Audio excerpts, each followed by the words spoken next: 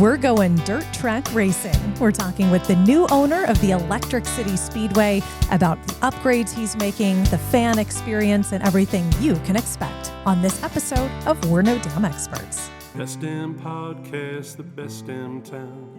You want to get up, get ready to get down.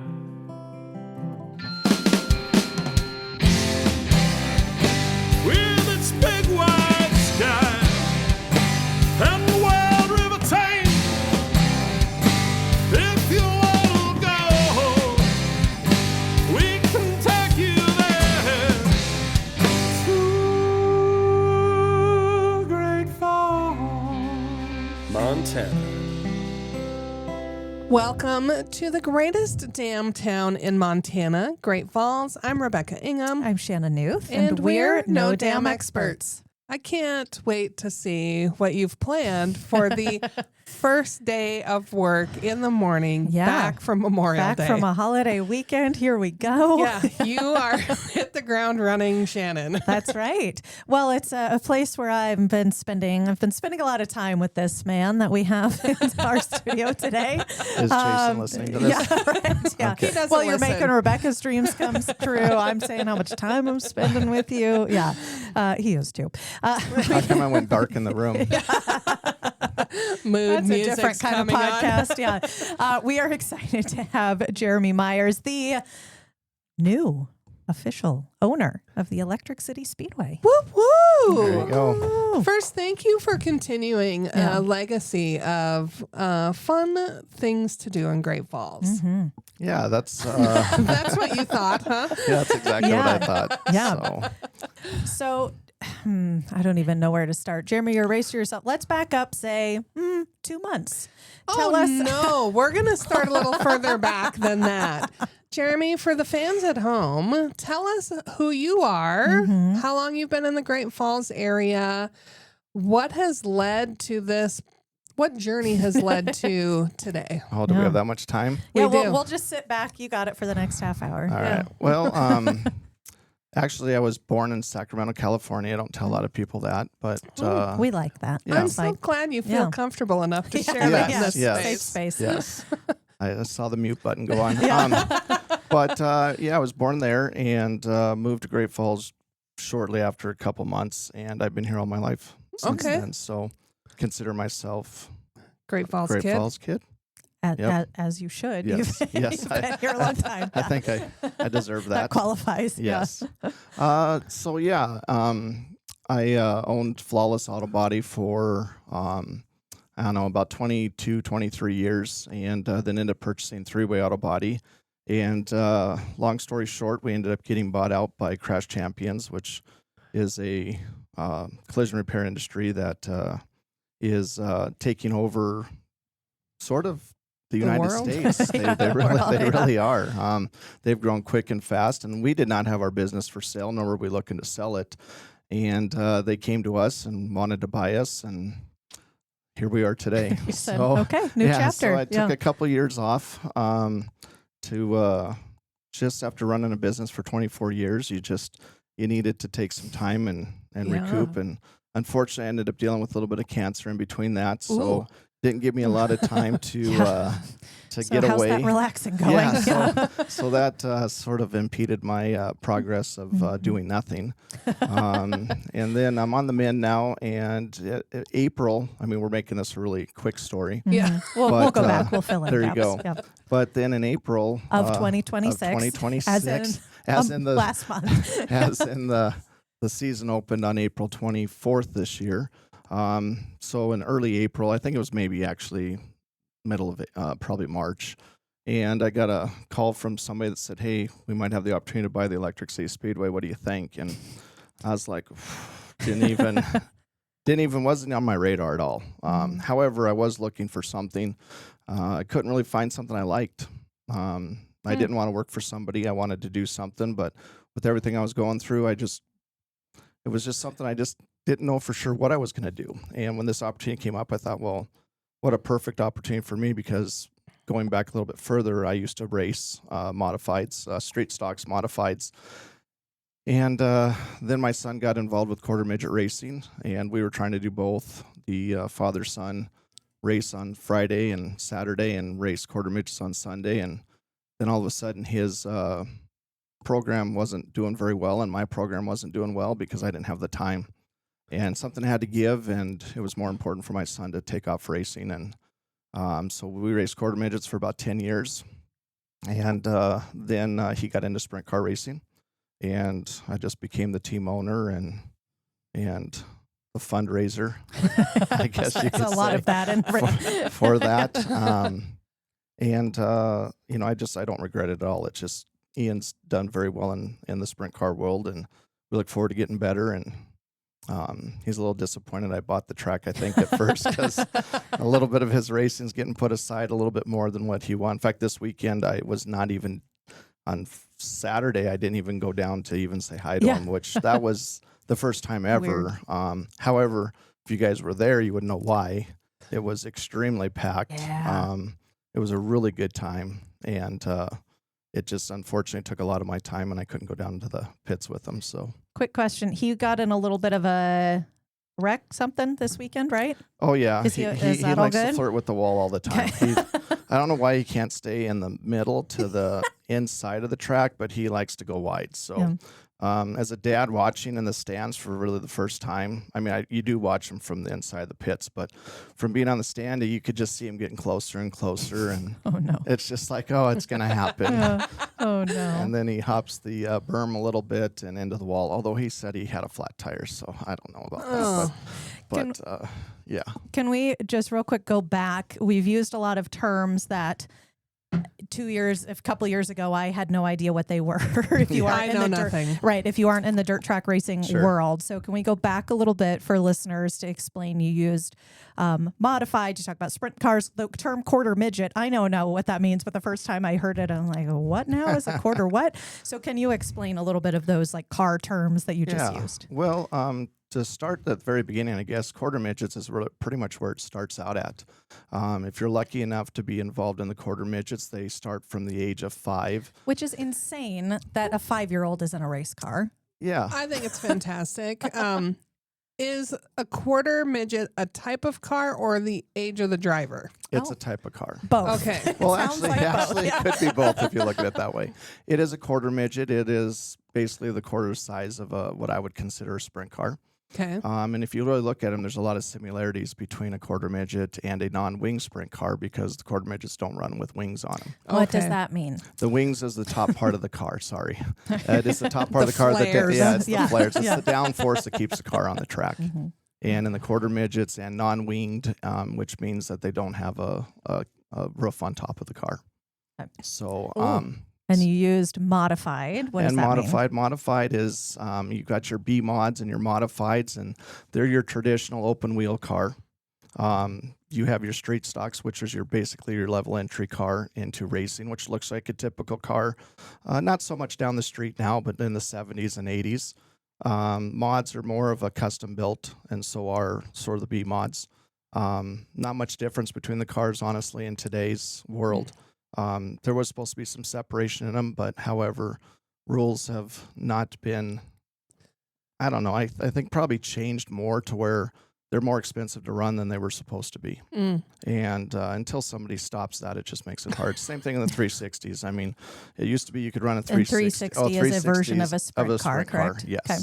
And, that's getting out of hand. All the racing is getting out of hand on the cost part of it. And in these associations such as IMCA, which is a national brand, and so is WISSOTA, and you have the ASCS sprint cars, they all need to go back a little bit and figure out how to make racing a little bit more affordable again. They're just here you go. Your next purchase is taking over IMCA and WISSOTA. I think this is my last.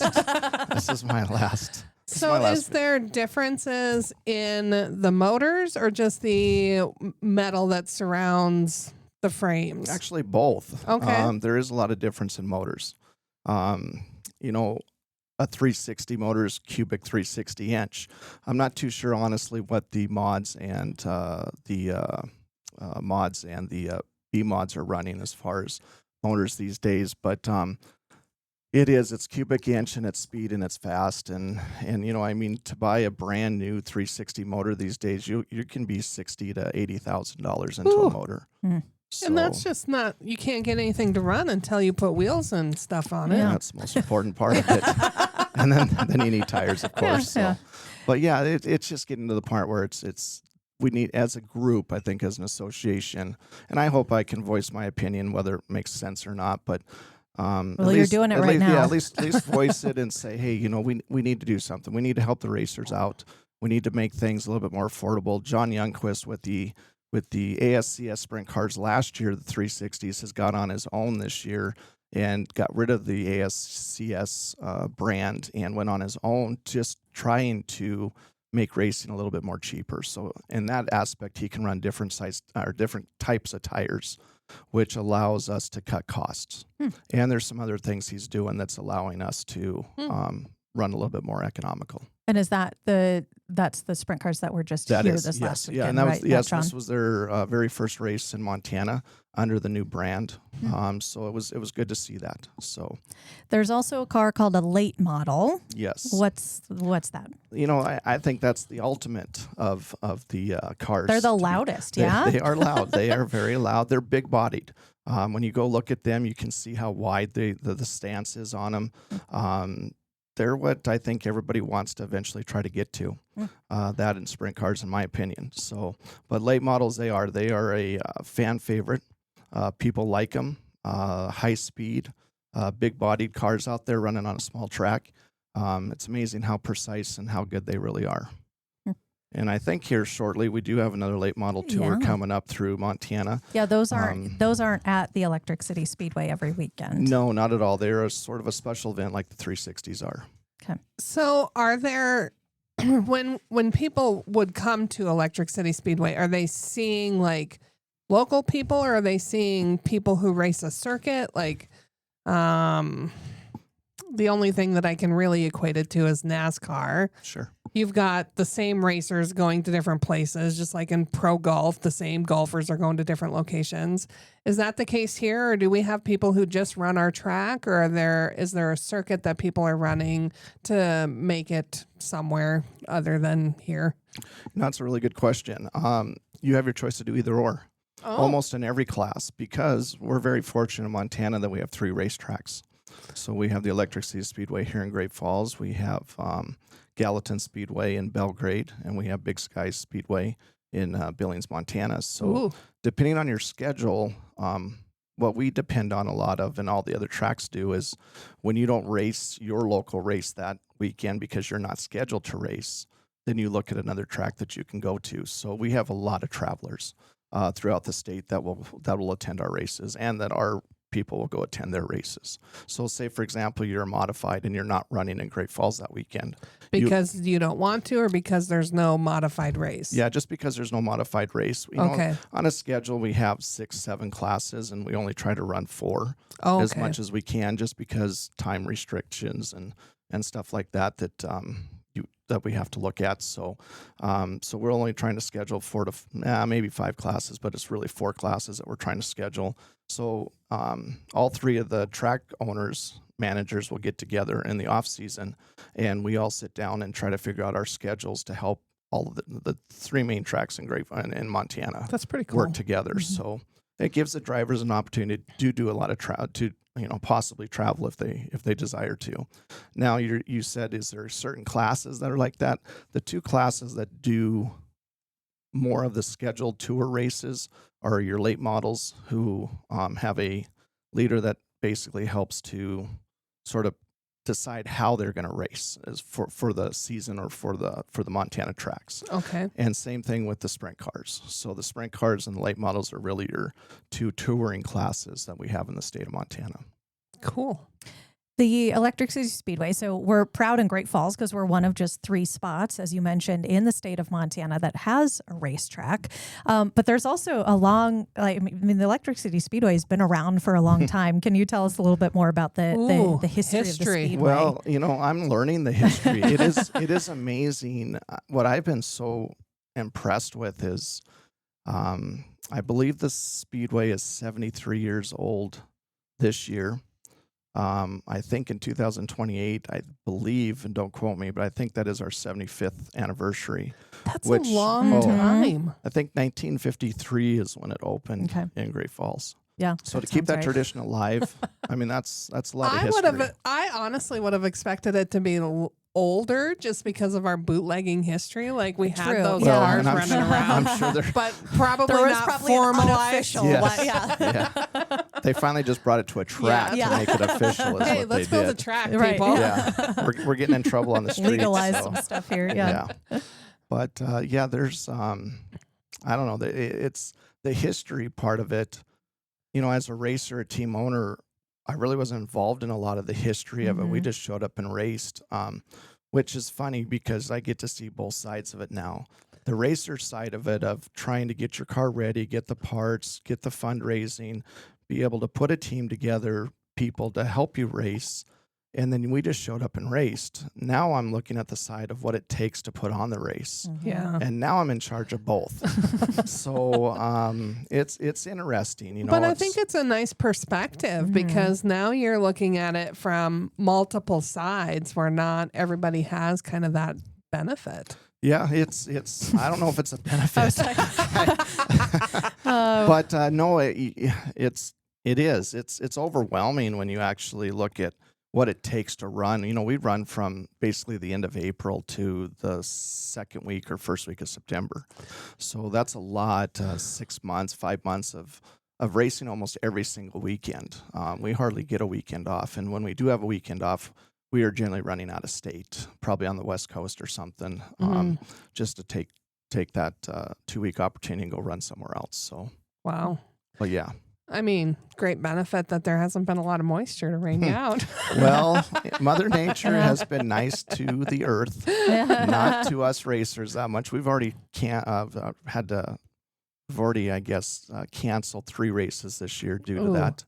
And that hurts. It hurts both the racers and the track, but you know, everybody wants to race, but you got to understand there's a financial part of actually putting on the race as well. You know, we have to have a certain amount of fans, and when it gets cold, you know, we have to consider cold and rain and what we got to do to be able to put on a race. Yeah. As a racer, you want to get out there no matter what, but as an owner of a track now, you got to look at it and go, "Holy, can we afford? Yeah, because the people pay. I mean, they pay, and that's what between our sponsors and our partnerships that we have with a lot of companies in Great Falls and stuff. You know, you got to look at all of that, and it's got to make economical sense to run that race that night. How many seats are available for people to come watch the races at Electric City Speedway? Right now, our bleachers hold 2,000. Ooh, that's a lot of people. Yeah, and this weekend they got to use almost every single and spilled out onto the hill on the side. They were on the hill. They were on the top. It was. I don't know the official count yet. I've actually people are texting me and messaging me on Facebook. What was the official count? And I did state that we did set a record because I could just tell we did. And it's definitely at least our record for sure for 2026 is owning the racetrack. We the second night out, I believe, and it might have even been it was the first night out that we were actually able to race. We had 1,349 people, which was the second highest attendance of all of last year. I would have to think we had more people this year than probably in the last 10 years, I would say. And we continue to strive to get that. I mean, I don't know what Great Falls is population-wise, but I always say 70,000 with the base, and I don't know how close I am to that. Surrounding county, pretty close. When you look at that, you can use that number. Well, I'm going to use it anyway, so unless somebody fact checks me. It's 60-ish thousand. but yeah, we're in there. In that can realm. use 70. Yeah. 70. Why Go not? for it. Well, they're building houses everywhere, Right, exactly. so it's like where are all these people coming Exactly. from? So. And they got to fill them with humans. They do. Robots sometimes, eventually, but yes. In fact, I was at, not to get off topic, but I was at that seafood place down in Marketplace. Oh, yeah. And they had a little robot come and serve us our food. And when she left, she said something like, "Thank you." But it really wasn't a sweet thank you. It was just like, thank you. Thank you. And it was like, it missed the emotional, like, it could at least be sexy and say, thank you. But it didn't. It didn't. It was cool. At the airport, when you go in to get parking and you push the button, Please that take machine, your ticket. take the ticket. That is what it used to. It says, "Take the ticket." I'm like, good God. please and thank you. Right. Like, take the Always- ticket. Oh, Yeah. commanding, you know. I haven't been to the seafood place yet down in Marketplace. We went when it first opened, and the robots were an interesting. Yeah, it was different to see Addition. that. I you think know? they sing "Happy Birthday" Ooh. and light up. I don't. I don't know if it's You know, like we had an a emotion birthday. We driven did have happy a birthday birthday. that day, but Oh. I did not Should've nobody. tried I it. didn't even know that was an option. I think so. I think I'd I'm hate to remembering see that it correctly. sing after it just said, Right. That, what Thank type you. of singing is yeah, that? "Thank you." Happy Yeah. birthday to you, like that. Yes. You can have a okay, robot, so yeah, but you right. do take out the human element there. Exactly. So no robots taking over the speedway. Not anytime yet. soon. Not yet. Okay. If I could help, if I could somehow figure out how to do that in our kitchen Mm. and be more productive, we would sure try. Yeah. So So I know a big thing for you is the experience, right, at the Electric City Speedway, and what drivers and fans can experience, whether they're from Great Falls or traveling from anywhere else coming in. You, for example, get down and you do the YMCA and the Cupid Shuffle during intermission. oh We my saw god! that And I'm not this even last drinking. And I'm weekend. not even drinking. I tell myself I do not drink while I'm at the racetrack Right. working. So Yeah, but and yeah, I'm tell doing me all about the that without experience. alcohol. So Right. That's even better. I I mean, yeah. that means it's just pure fun. Oh, Right. well, I don't know. I think sometimes I need that liquid courage a little bit. This is No. honestly, this is out of my comfort zone 100%. I am not I've always been a good team leader, I feel, but I've never been that cheerleader type of leader. As much as I've always honestly wanted to be, I like giving high fives. I like telling people good job. I like doing that kind of stuff. But to get out and dance in front of 2,000 people and, you know, I'm as white as you can get when it comes to Rhythm. dancing. It's pretty sad. But I think the biggest thing is the track has always been technical there. And when I say that, Paul Leach and Lowenbro, they did such a good job on making that track good. The foundation of it is good, and that's what they focused on. And I've always thought, and for at least the 20 years I've been a part of it, it's always lacked the promoter, the promotion, the getting the people at the track, the entertainment, and then the fan experience. I always thought is they pay their money, they come in, they watch the races, they have a few drinks, they have a burger, and they leave. You know, and that's not me. I want this to be an event. I want it to be a show. I want people to come to the Speedway and go, oh my God, that was the best time we've had in a long time, or, you know, give them some incentive to want to come back. And I think that's been my primary focus. Being from the end of March to now, we've just had so much rebuilding to do up on what I call the top level of the track. You got the bottom level of the track, and you got the top level, which is the concessions and the fans and the tower and the production staff and everything up there. But it's, I guess, I want to just leave my imprint, my legacy, I guess, a little bit of just making this an entertainment center, a venue, and we're going to do a lot more than just racing. There's some things in the works that we're planning on, and I actually I asked, damn it, no. I asked the crowd this weekend because we had so many. I said to them, I said, how would you guys like a concert? And I just threw it out there. And I mean, the crowd just erupted.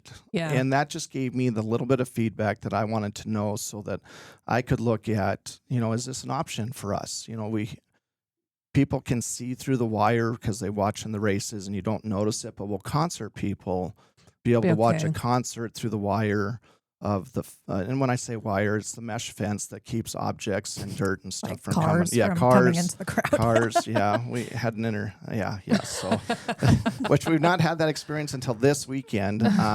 We had a hubcap fall off a car and it skated out into the crowd. But the good news is, it was at the very bottom of it. I just watched it like slow motion over the fence going, oh my Lord. Well, good news is it hit nobody. Nothing happened. I just have never seen that before. So, but that's sort of the race car. That's the people's fault in the pits for just making sure things weren't good. Yeah. So, but also it's the risk you take in going to watch cars race. And it's the first time I've ever seen anything like that happen at the Speedway. And you know, good news, nobody got hurt. But this is why we say to keep your kids back from the. You do. The kids like to get right up there on the fence. They do. But yeah, for safety wise, they definitely need to be in their seats. But So from a fan experience standpoint, though, I'm hearing there's beverages, there's food. I've always long claimed it's the best view in Great Falls. Oh my Lord, From the that view. stand, from the stands. Yeah. The view is one thing. I mean, I've been to a lot of tracks throughout I shouldn't say through the United States, pretty much the West Coast area. I've never seen a track with the view that we have. It is spectacular. And the sunsets that we get to see during the Oh, race. yeah. It's unbelievable. But we can, due to Shannon and her crew, we can actually watch planes land at the airport just from the cameras we have now. Oh, wow. So it's pretty neat. But to have a view like we have that option to do that. You know, we can focus on sponsors that are clear across, Great Falls that you can take our cameras and spot and look at and stuff like that in the mountains. And, you see snow up there and you're going, we're racing here and there's snow up there. And, but the view, the track is, I call it the $1 million view. I mean, it's just, it's a view that most companies and most people never get to see like that.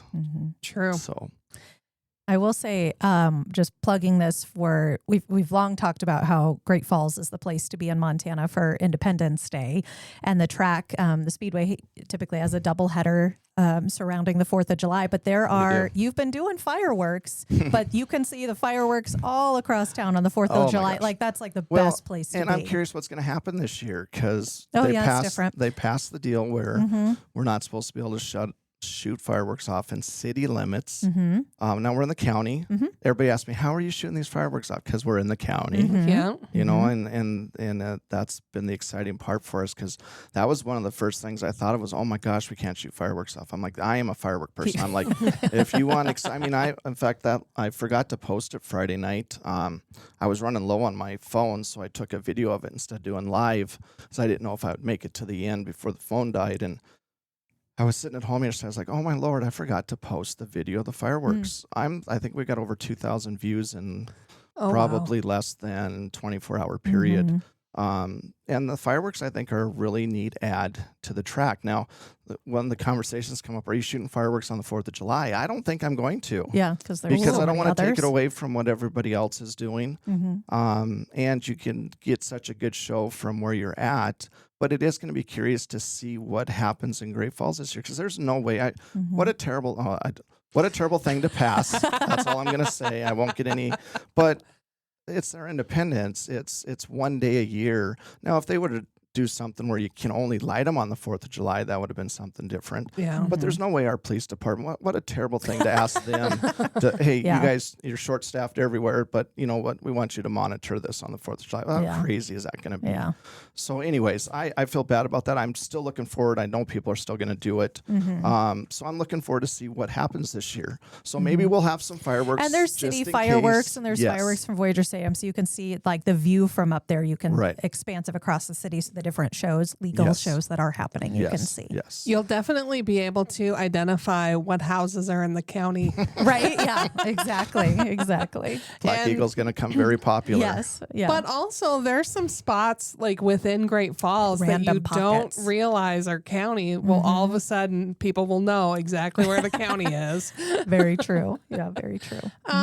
You guys were talking about a double header on the 4th of July. What does that mean? What's a double header? Double header is when we race both Friday and Saturday night. Oh, okay. So, that seems pretty simple. Well, it's a good question. I don't want to make it real technical, but it's a 2-day show. It's a 2-day show back to back. So, but yeah, it's an exciting time. We definitely have the best place to have to come watch the fireworks. I mean, the VIP lounge is sold out that weekend, and that's something we haven't talked about either. So let's talk about it. We have a I can't remember. It was about 5 or 6 years ago. We got Paul's authorization to tear down the old production booth, announcer's booth tower, which needed to be, and we tore it down and built a new VIP lounge up there, which houses the announcers and the lap counters in it, plus has 2 VIP suites that we merged into one that people, if they don't want to experience the dust and the wind and the cold and the heat, they have the opportunity to rent this and come up there, and the view is, I mean, it's phenomenal. It's, I don't know, 6-7 pieces of glass that are huge that you can look right through and see the track. And we have had some feedback of we'd still like to hear the cars a little bit more because it does dampen the sound. So Jason and my team of Tim and Todd are all working on adding some sound in there so that we can do that. We've added 2 TVs in there now that you can watch all the replays and stuff on it now and get more of the announcers as well. But we seem to get a lot of companies that rent it for their employees. And I think that's really cool. I think City Motors, I'll use them for an example. Cooper and his staff, they'll rent it for one night, and it comes catered with food and alcohol and a good time with the show. And so they get How it many for the people fit in that VIP booth? I would say we try to go no more than about 35 people. It's cozy. It's a good amount. Yeah, it's enough to where there's not too many in there, but enough to where it's packed and it's fun. Yeah, build some camaraderie. It is. You have a lot of. I mean, we had Jody Bastis from Contract flooring, Contract Carpet Flooring One. came. Yeah, and they had such a good time up there. And unfortunately, I did not help with much of that in the last couple of years, but I did help build that and helped get people in there. And look forward to doing more of that towards the off season of this year for next year. But to have Jody and his staff up there was fun, and he invites a lot of different contractors up there that he works with, and they all had a great time up there, and he said it was just awesome to be there. So we look forward to going out there and meeting more people and filling those and letting people know about the Speedway. It's hard to believe since it's been there since 1953 that some people don't even know about it. I know. And that just sort of goes back to that history we were talking about a little bit ago. It's amazing how some people don't even know about it. We had some Army recruiters here, and of course they're not always here for their lifetime, but as he has been here, he had made a comment to me, God, I didn't even know this place existed. And I'm like, really? And I'm thinking, okay, go back to social media, here I go. But then you hear all the old stories of when their dads were here and their grandpas were here and when they raced. And some guy showed me this weekend, I wished I remembered his name, but he had these pictures from 1958 to probably 63, and these cars didn't even look like they should be out there. I mean, it was like no roll cages. But you looked at the stands, and it was a Sunday night deal that everybody, or Sunday afternoon, they got done with church, and racing was huge back then. And you can look back in the 50s and 60s and see those stands absolutely packed with people. Wow. And that has gone away because everybody's busy. It is hard. And people have to choose how to spend their money. Yep. And it is tough. And everything's expensive these days. So, that's why I think adding value of the entertaining experience is where I think we're really going to lead and move this forward for us. I would like to see 1,500 people in the stands every night. And then when you go above and beyond that, that's just a bonus. That's just like we exceeded what we wanted to. And I do believe we achieved that last weekend. So I'm excited to get those stats and see where we're truly at. How many weekends of racing do we have left in this season? Well, it depends on Mother Nature. That fickle woman. If Mother Nature's good, we'll have about 4 more months of racing left. Okay. So, and we race pretty much every weekend. We do take the fair off. And I'm not sure why they do it, but I think it was just a deal of being respectful and not running into the fair and giving people too many options. Plus, I don't know what our attendance would be, but I'm always like, well, geez, we're drawing all these people in. Why aren't we running during the fair? But, it's at night, and we don't want to take away from the concerts and stuff, although they need to get better concerts in here. But I guess that's a whole nother podcast. That's another conversation. But it's doing well, and I think we just got to respect what other people do too, and not try to run over as much. Now you look at Billings and Bozeman and Missoula, although Missoula doesn't have a track, but they're scheduling over so many things all the time. It's hard for them. In Great Falls, we're pretty lucky that I don't know if I want to say the word lucky, because I know people like to be able to do things, but at least we have a track and we can entertain and we can do things, and we don't have to worry about so many concerts and stuff. And I know the Newberry's doing a really good job on trying to get people in and stuff like that. But they're not typically running on the Friday, Saturdays that we truly are. So it balances out pretty well. I am excited to see what other entertainment the venue itself will hold. I think racing is great. I know one thing this is the one thing I know about racing, that you don't do demolition derbies on the same place where you do expensive car racing. That is true.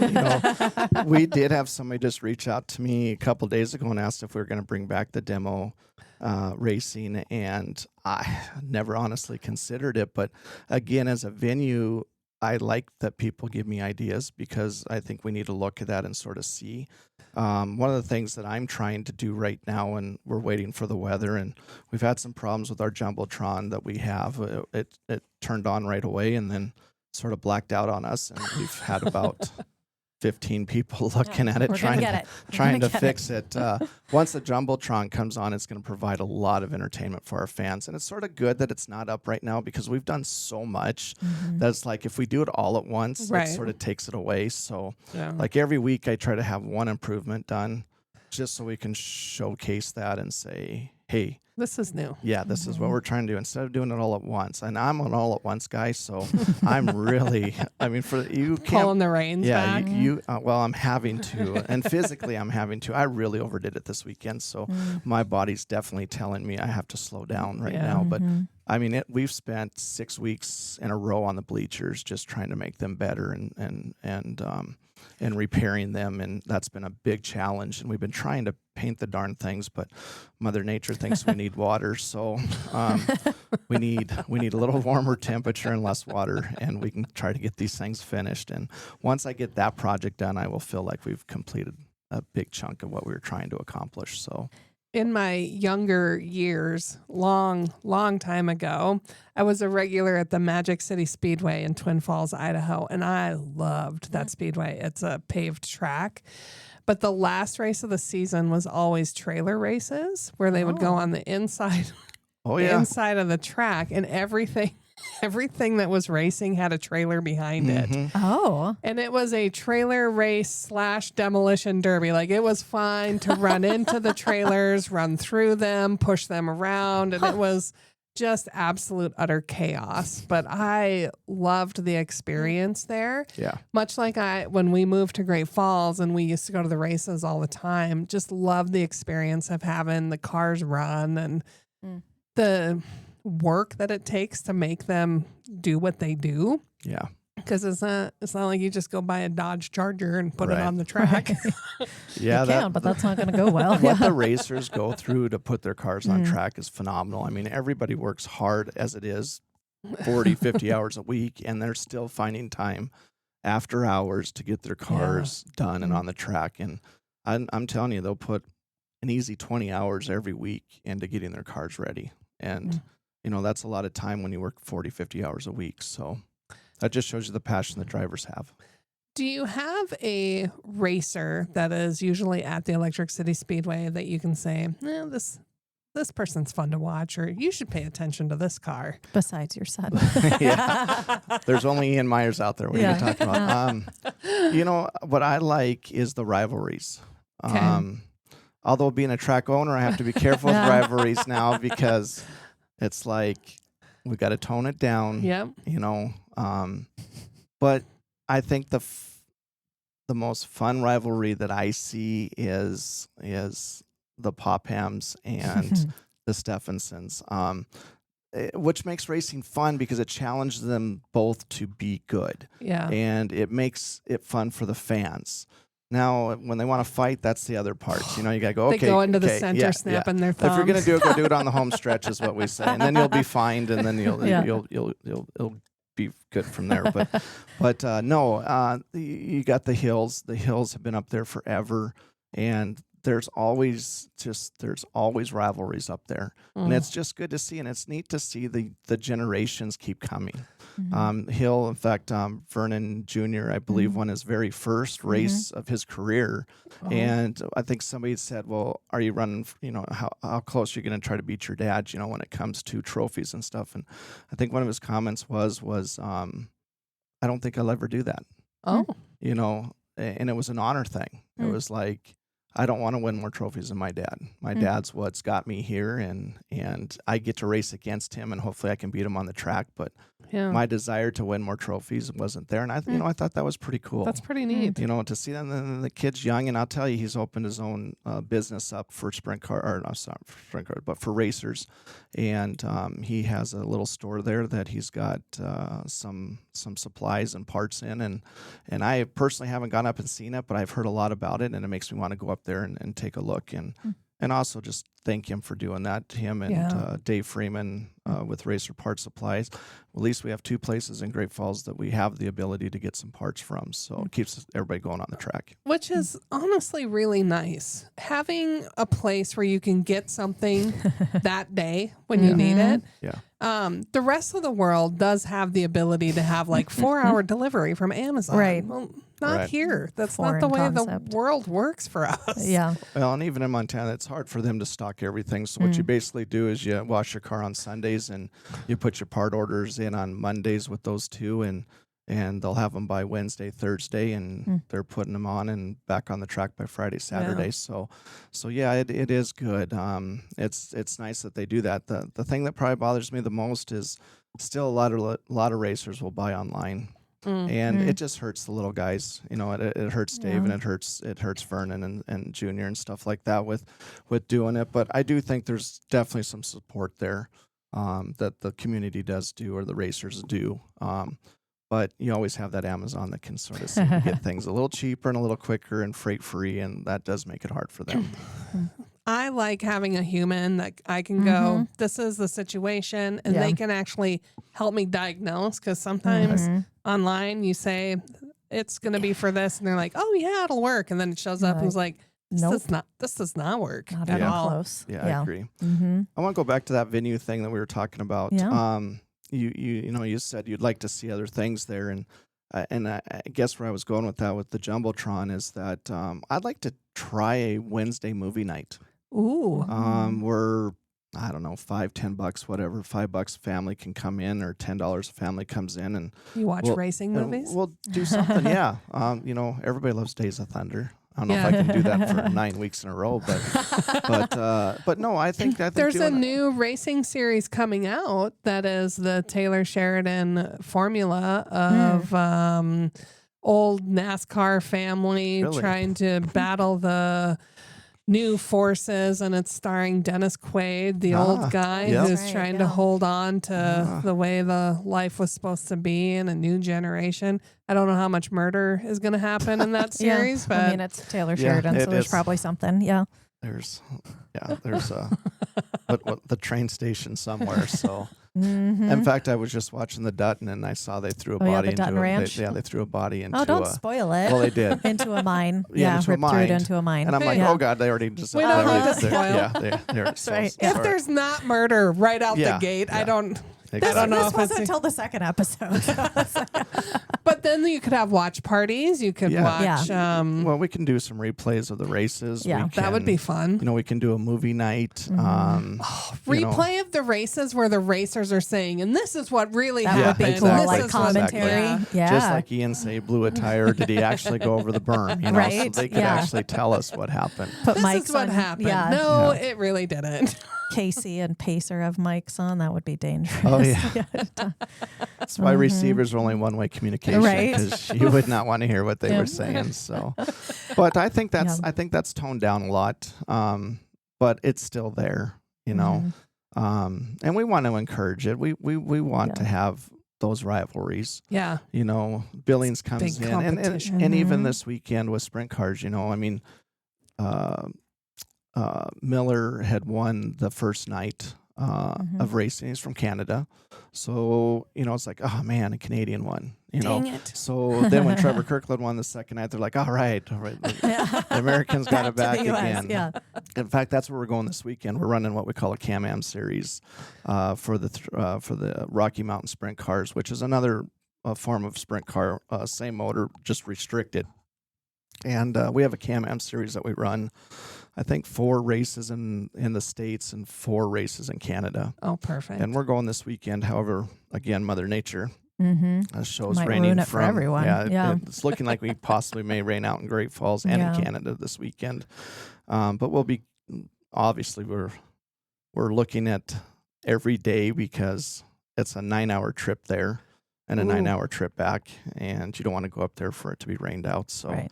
and same thing with them coming here. And, you talk about, I think one of the things I've been, well, let's finish up the venue thing. Sorry, I'm going a little bit over. So concerts are one thing that we're thinking about, especially on Thursday, Friday, maybe Thursday night, thinking about movies on Wednesday nights.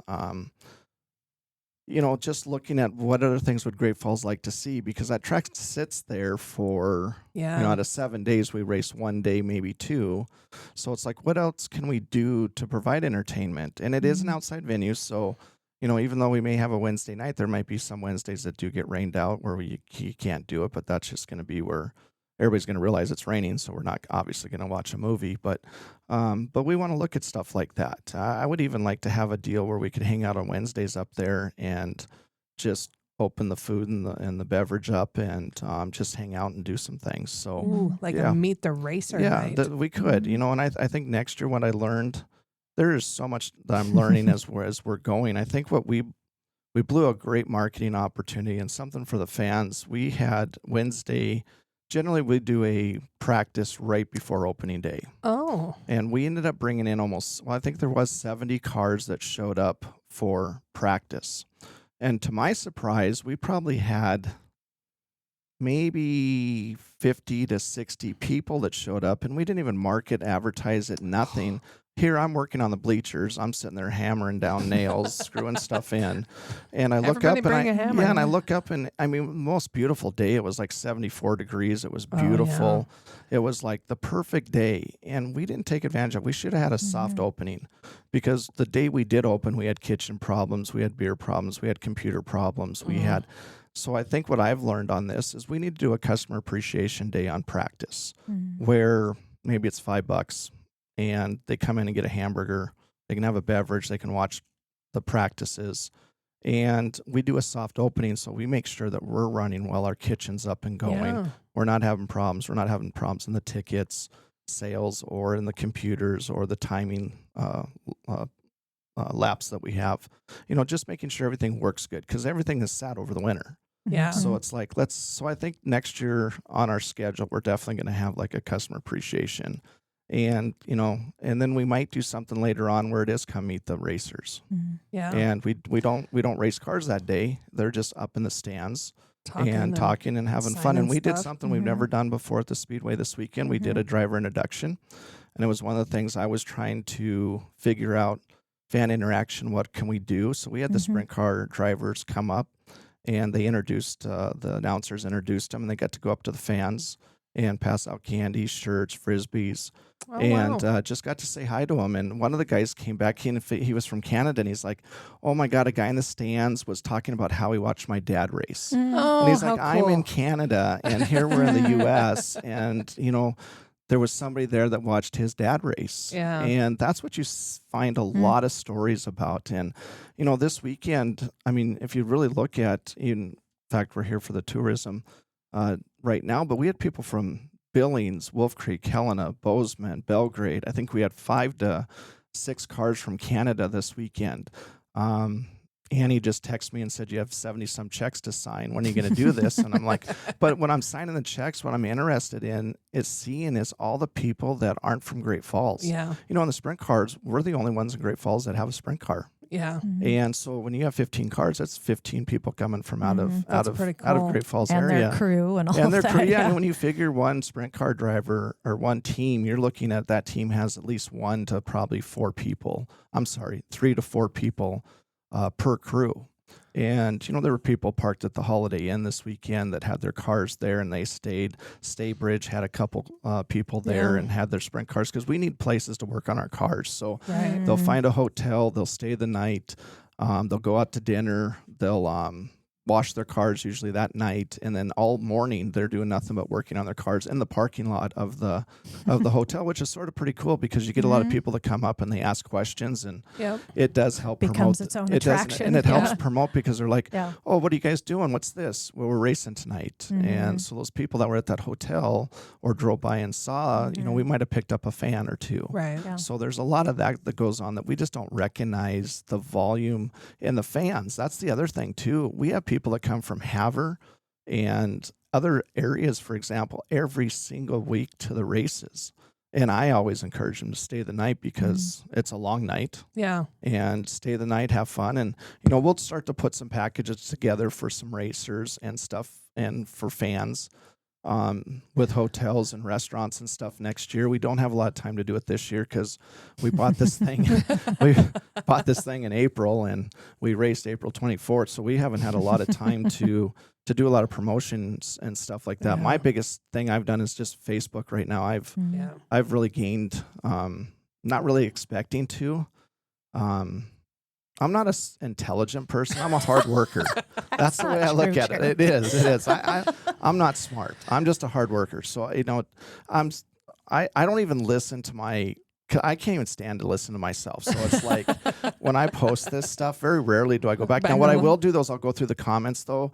And it's funny. I've heard a lot of country singers say, don't look at the comments because it's going to get you down. But I will tell you, the comments have been probably, and this is really rare because there's a lot of mean people out there. Yeah. But I bet you we have a 90% positive feedback on these. And the 10%, I look at constructive criticism. Yeah. And I look at, okay, what could I have done better? And there's a lot of people that will throw stuff out at me and say, hey, have you thought about this? And I'm like, oh, that's awesome. I didn't think about that. So I like going through the comments because you will see something positive, and then when you see something negative, I just look at it and say, is it negative? Like, move on, or is it negative? Look at it. Could I have done something different? Yeah. And there has been a couple where it's like negative, just, okay, you're never going to please this person. Let's move on to the next one. Yeah. So I don't waste a lot of energy on that, but I do think the comments have been phenomenal, and it has been really good to read those and see that we're doing well. Because if you're not, they're going to tell you. and I mean, the positivity that we're getting has been incredible. I mean, for what Montana and the surrounding area, or Great Falls and the surrounding area has done for us in this short period of time. I mean, they have the crowds that we have right now. That's pretty. This is crazy. It's telling. And we're just starting. Yeah. So if we can keep this momentum up and I can continue to keep up, then I think we've got some really good things to do. And I think going back to the venue thing that, we have an opportunity to do a lot of different things. And I want to keep that open and appreciate people's feedback and what they might want to see and do. Is there merchandise available for sale at the Electric City Speedway for not just the Speedway, but maybe your favorite racer? Yes and no. Okay. Yes, we do have a very small little merchant deal that has not been opened yet.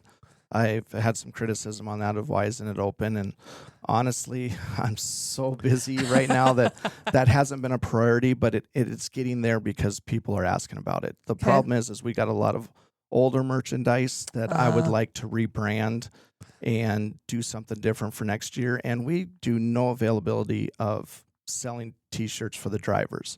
And I think we got to remember that we do a lot of this for the drivers. I mean, it's a mixture of the fans, the drivers, the owner. It's all of us together. I think people say a three-legged chair. It has to work to stand or it doesn't. And I'm not excited of what we have for merchandise right now.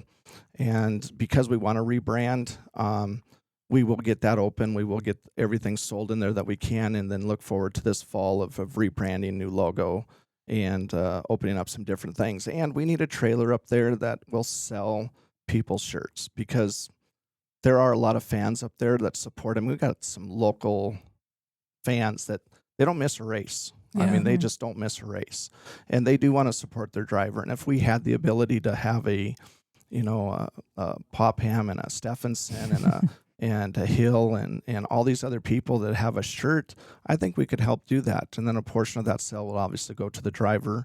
and a portion would go to the track, and that would just help everybody. Yep. So yes, we are going to be doing that. We have sort of failed in that area right now, but we will get better. Well, that sounds exciting. Yes. What are first, what are tickets to go see a race, and do you have season tickets? We have season tickets, and I have no idea what it costs to get in. I just own the place. It's not my department. It isn't my department. Honestly, I am really focusing on fan engagement right now. I couldn't tell you what a price of a hamburger was. I couldn't tell you the price of a ticket. But you have hamburgers. We have hamburgers. We have drinks. We have tickets. I was online before I came here, and I saw we could purchase tickets online. Look at that. So I was like, oh my Lord, look at this. We can already do this. But no, there is, and I can't remember. I think it was because I was sprint car. When there's a special night like the late models of the sprint cars, the prices are a little bit more. I think it was $20 to get in. I think kids under 12 are free, and I think there's discounts for military, and I think kids over 12 is like $10 to get in or something. So don't hold me to any of those prices because I don't know that for a fact, but I did take some money this weekend. That's not why he's here. You did. You were out there taking. I felt bad. Our lines were so long to get in. I was like, who's got cash? And they're like, I do. And I'm like, do you have cash? Like $20? Like, perfect, because I have no change right now. So we end up getting probably 50 people through. I would say that line in about, 10 minutes. Yeah. We got 50 people through quickly. And man, I just had a handful of cash that I didn't know what to do with. It's true. So I walked right into the ladies and into the ticket booth and handed the ladies. I said, I can't tell you how many people I brought in, but here's the money. Yeah, they all paid. So they'll figure out how. So my stats might be off on people coming in this week because I got involved trying to help. But yeah, we there's just a lot of things that the track isn't prepared for. I mean, the track isn't prepared for food and drinks at the level that I'm bringing in right now. Okay. And we got to get better at that. And that means we need a cooler. We don't have a cooler that we can stock all this stuff into. So, there's just lots of little things that I'm focusing on. When you buy something, a month and a half ago. Yeah. I thought when we were going to buy it, I thought it was like next year. Right. Yeah. And then Paul Leach is like, no, let's just do it now. And I'm like, well, how about next year? And he's like, well, how about we do it now? And I said, okay, so I think we're doing it now. Yeah. So. Seems like. But how much fun to be able to come in on the ground floor as an attendee and experience the evolution and go, every week something new's happening, and by next year we're going to have all these things, but it doesn't change the experience that you're getting now. It'll just enhance what could be. Yeah, I agree. I mean, next year is going to be even more exciting, but it gets to the point where when how much is enough, and then what's the balance? What's the balance of it? I just know right now, I mean, I've got 7 more things I want to do. So it's like, I think I'm going to cut some of that back to next year just so that we don't show it our hand all at once and say this is what we have. I think it's important to every month maybe add something to it, or every couple months, and then regroup in the off season and figure out, because just to let everybody know, I mean, I'm trying to work on a light show. I mean, I'd like more lights. I'd like to, at intermission, be able to take the fans and entertain them a little bit more. And so those are things that we're going to be looking at of things that we can do to do that. A lot's going to be on our Jumbotron. But it's so funny as an owner, you want to try to do all this, but then everybody tries to stop you. And when I say that is movie night, I want to do a movie night. I think it's so simple. Yeah. But everybody wants their hands in it. So it's like, I got to pay for the movie rights in order to, I'm like, oh, are you kidding me? Yeah. Well, I'll just ask for forgiveness and permission until I get in trouble. No, Shannon's like, no. That's not the way Shannon works. No. Well, sometimes, but this is a big cost of permission. But this is, it's just disappointing though, because you, as an owner, and you want to, just all these make ideas, and then it's like there's a cost to everything to do it, and then that unfortunately makes the cost of the people coming in, because my deal of $5 or $10 to get in might be $20 because we have to pay $500 to show that movie, right? And we'll give that to the right people to make that decision, and Jason and Shannon will figure that out and go, this is how much it's going to cost you to to do it, and then we just got to make a decision on how to do it. But it is funny because every time I try to do something, it's like, Yep. Hold the Reality reins. comes Reality and comes slaps in, you. slaps me, and says no, or yes, but you got to go through the right channels. But these are, Yeah. So that's more often what it is. and I think trying to do the movie night, I think is a great Yeah. idea. I think maybe it's more practical for next year, but maybe towards the end of the year when it is nice, so that we can at least implement a couple of them, so that people can sort of understand what we're trying to do,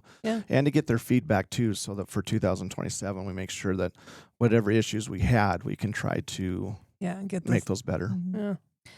I have a couple questions. One is, if I've never been to the races before, I don't know what's going on. And I know this is something for you too, is you want to draw people in who have never been to the races before. And this is a great chance to try it because you're focusing more on the entertainment and the fan experience. But if I'm coming in, I have no idea what's going on. I don't know how dirt track racing works. Can you kind of walk through the night? Like, what am I seeing as a fan? Because sometimes they're doing what's called hot laps. So they're just out there spinning around. You're like, okay, was that a race? Was it not? And then you have first races and then intermission and then more. Can you just explain, like, what am I seeing as a fan? What do I need to know? Well, the first thing is we open the gates at 5:30. So at 5:30, people can come in. We don't start racing till 7. So it gives them an opportunity to find their seats. And believe me, we have people that they're hardcore fans and they have their seats reserved, and they go and make sure their blankets are there, their seats are there, that they're ready to go. But from 5:30 to 6:30 is basically a social hour. It's to just get acclimated with the facility, know where everything's at. Here's where the beer is. Here's where the Coke is. Or not Coke, I guess for Pepsi only. So where the Pepsi products are. We did, not to get off track on that, but we did open up. We realized right away that there was a beverage problem. We just had a big line, and we can't. People would sit there for 25 minutes waiting for something to drink, and by then they've missed a show. So then we opened up our second little beer garden, which has definitely taken the pressure off of our concession stands, or where we sell some of the beverages from. And then we just opened up a brand new beer baron tent, where now it can take the pressure off of the concession line a little bit for the food, so that now the people have a different line to go to. And going back to what we were talking about with looking through people's comments, one person made a comment, God, you got to wait in the concession line for 25 minutes to get a drink, to get a Coke, or excuse me, a Pepsi. And so obviously Coke needs to come see me, because that's all I keep saying. So if you're listening, Coca-Cola, reach out to me. There's an opportunity. But it was just awareness. It was like, oh my gosh, these guys have to wait in a line this whole entire time, and all they wanted was a Pepsi. And so when I opened up additional beer garden and I opened up a second beer baron stand, I added water, all the Coke beverages, and onto both of them, so that people would be able to go right up there and get what they wanted. So that 5:30 to 6:30 is just getting to understand that and see it, and goes back to our merchandise. You can buy merchandise. We've been trying to do things for getting everybody in early enough so they're not waiting in line so long, because if they wait till 7 o'clock to come in, they're probably going to miss some of the show. And some of the biggest part of the show is, like, even this weekend, we had the Malmstrom Air Force Honor Guard here, and they did the presentation of the colors, and I wanted everybody to get in before 7. And when I looked out there, there was still 100 and some people trying to get in. I'm like, darn it, because they got to miss an experience that you don't get to see a lot of. And we've done it twice this year, and it's just trying to get them to understand, to come in, get ready, because when you're looking at trying to get 1,500 people in one single entry point, which we will change that eventually to 2, but right now it's like, get there early so that you can get in and you can see stuff, because we are doing some fun things. It usually doesn't happen till one in the show, but for the presentation of the colors and everything else, it's like, get in as quick as you can, and that way there isn't such big lines all the time. And at 5:30 there's lines. I mean, it's 5:30 to 7:30 trying to get in, and we're going to do a better job at that. But that's what that time period's for. Then at 7 o'clock we kick off the show, and what that is from 6, let's say 6 to 6:30. They are packing the track, and what is packing the track is that is a simple deal of, we've prepped the track, we've maintained it, we've put water on it. Now we need all the race cars out there to pack it in, and that's just squish it all down, get the water out of it. And what I didn't really realize until this year is our cars are so low to the ground, that our headers are so low to the ground, and they're so hot that it helps to dry out the track. Oh. So that's another reason. It's just not for the big tires out there to pack it in. It's also the heat from the engines, the exhaust system that's helping to dry out the track to get it prepped ready to where we can go on to what we call our heat races. So you'll go into basically just packing the track, and then you go into heat races. Heat races are just trying to determine where you're going to run in the main. So depending on the amount of cars, you only want 5 to 6 cars out there for a heat race. So depending on how many cars will justify how many heat races there are. After their heat races are done, then there's pretty much an intermission that takes place that allows the drivers and the fans the drivers to go do what they need to do to adjust their cars, because they're looking at the track and trying to determine if it's going to stay moist, if it's going to dry out. And there's a lot of complications to setting a race car up. So they're looking at that track, they're looking at our prep people, and the fans at the same time got to use the bathroom, got to go get food, got to get some drinks. So we allow all that to happen, and then we try to provide entertainment during that part too. I've had people get up and walk out thinking the races were done. Oh. It's like, no, it's not. This is where the heat races are just setting us up for the mains. The mains are the most exciting things, because now you got all that class in all those vehicles in that one race now. Yeah. So if they had 15 cars or 20 cars, they were only running 5 at a time. Now they're running all 20 cars at the same time for their main event. So in the main event is generally, like we said before, 4 main events, and you're going to have anywhere between 15 to 20 cars in those events. Wow. And that's all in one track, and you're talking a 3/8 track, high bank track, and you've got 20 cars running around trying to compete to win. So, and not hit each other. Well, or the wall. You would think not, but it happens quite often. Yeah, sometimes. Yeah. And some nights But more rubbing's than others. racing. Yeah. As long as it's just rubbing and not going through each other. So, in fact, anybody that follows Tanner Holmes just posted Tanner Holmes is a 360 driver, does a really good job in social media. So if you're listening to this and you want to go see something, he just posted a deal of what they call rubbing tires, and it shows a right rear tire hitting his front tire, but in slow motion, and you can see where they just touch each other. And that's so people say, how close did they get? They touch. Yeah. Wow. I mean, they truly do. But to see these two in slow motion like this with a camera on the car was pretty neat to see. Does every main have heats? Like you have to run the heat races to get to each one of the mains? Yes. Okay. Yeah, and sometimes there's, you will have a B main and an A main because you have too many cars. Yeah. We only really want to allow 24 cars on the track at the same time. So when you're going to see that is, looking at my schedule here, if you go to our roundup, which is basically our last race of the season, which will be September 5th, and the 6th is called the 30th Montana Roundup. We're bringing in the ASCS Frontier National Tour for 360s. So we'll probably have, depending on how our marketing goes and how John does and how the ASCS works together, but we're probably looking at 40 cars in one race. Oh, wow. So we can only race 24 cars, so they're going to run a couple additional mains to get to the A main. So they might run what we call a B main or a C main, and they have to keep qualifying to make it to the A main. Ooh. So when you start getting into stuff like that, you'll see it packed, and we'll have tons of fans for that race, because when you can bring a national event in, Billings outdid us this year, which we let them do it, I'll tell you. But they're bringing in the 410 professional outlaw series or high limit series, and you're talking Abreu, Kyle Larson, who runs NASCAR. They will be there. Well, most likely they'll be there.